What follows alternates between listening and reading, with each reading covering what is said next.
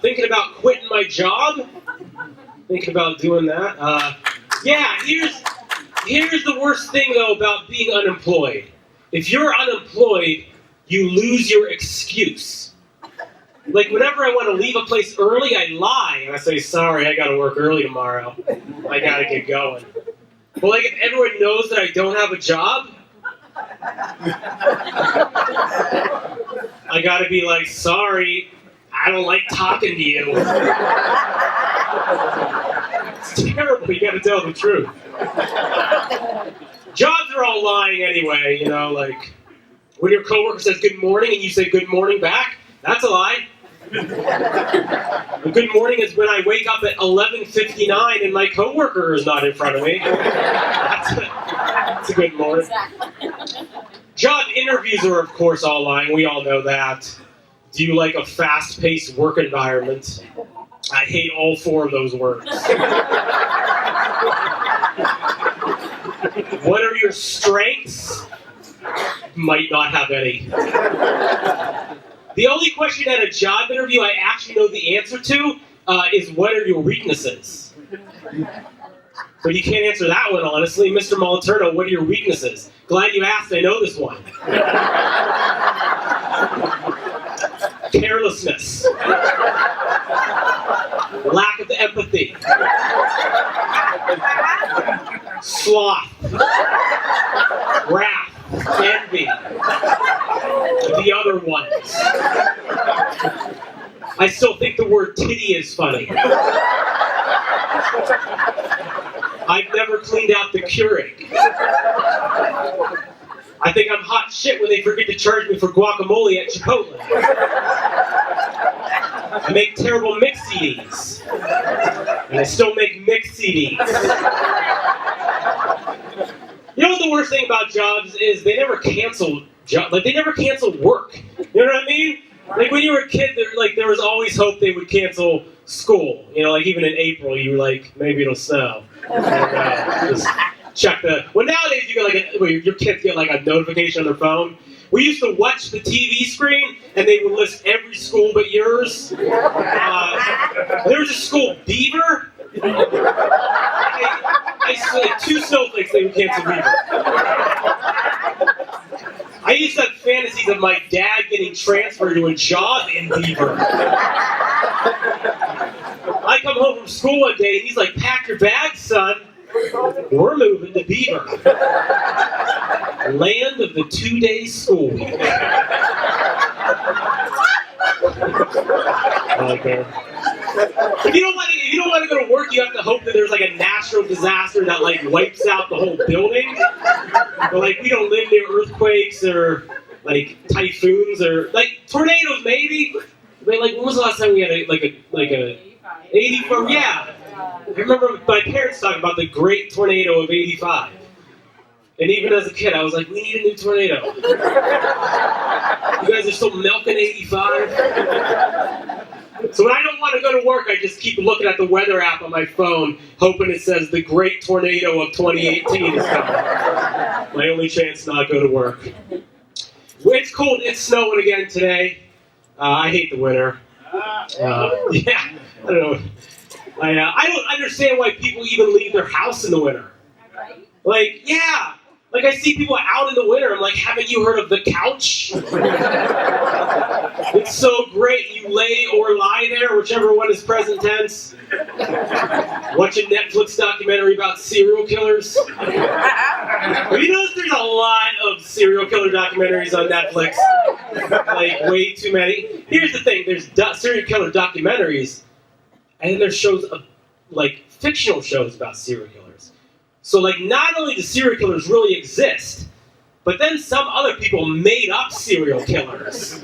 Like, there's some screenwriter sitting in Starbucks with his laptop, just like, maybe he only kills pharmacists. The Adderall assassin. Call him that. I was watching one of them, I think it was Criminal Minds. I was watching Criminal Minds, and the FBI profile, they were profiling this murderer. And they were like, hey, this guy commits murder because he's impotent. And I thought, that's kind of strange. But also kind of good to know that if you ever become impotent, like apparently murder scratches the same itch. Is that what they're telling us? Like they should, like the doctor should let you know about this. Son, you've lost your penis.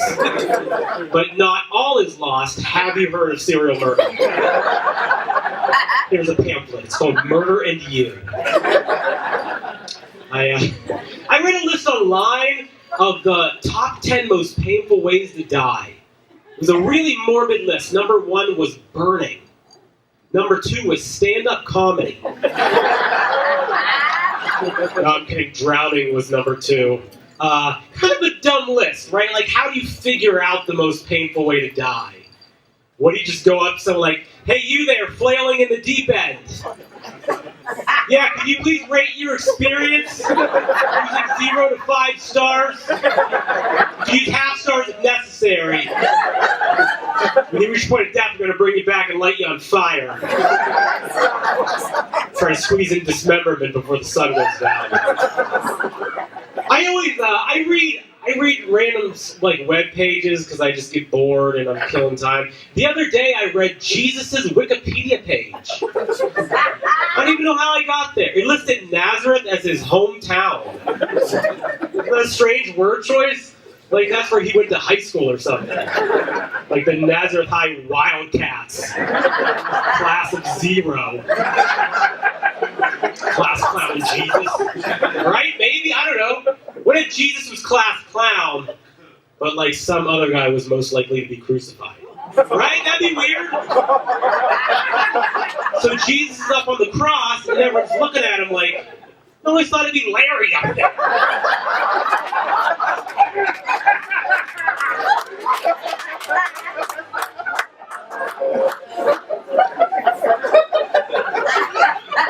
You ever try to put a fart back in your butt? Doesn't work.